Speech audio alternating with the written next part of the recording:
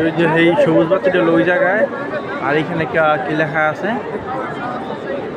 আর এলো কাবা ওই তো এই সিস্টেমে এইখানে আছে গিয়া এই লেখা। কিন্তু এইখানে প্রতিবার গেলেই পুলিশ বা অন্যরা সাফা মারোয়া রাস্তা ভুল বলে দেয়, অন্য দোতলা তিনতলার দিকে রাস্তা দিয়ে দেয়।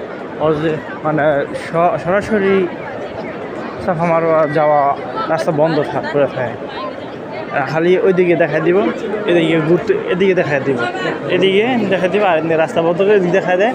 এন্দা ঘুরতে ঘুরতে ঘুরতে ঘুরতে শেষ। কিন্তু সাফা মারোয়া যাইতে আধা ঘন্টা সময় লাগে, কিন্তু এই দিকে একবার সহজ রাস্তা। অথচ এই জায়গাটা খুঁজতে আমার 1 ঘন্টা সময় লাগছে, 1 ঘন্টা 1.5 ঘন্টা সময় লাগছে। এই যে এই চিহ্ন, এই যে এখানে 4 টাকা দেওয়া আছে, তো মুখস্থ থাকে তাই ভিডিও করে রাখলাম।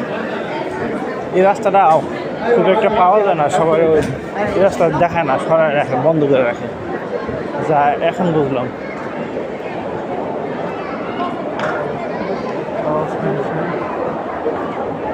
বিরিয়ানি কইতাছে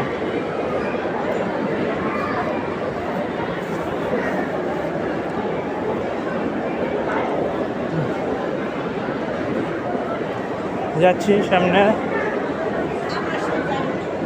প্রথম সম্ভবত মারওয়া পাহাড়, সাফা পাহাড়। এই পাহাড় একটু বড় থাকে, বালু পরিষ্কার করতেছে এটা।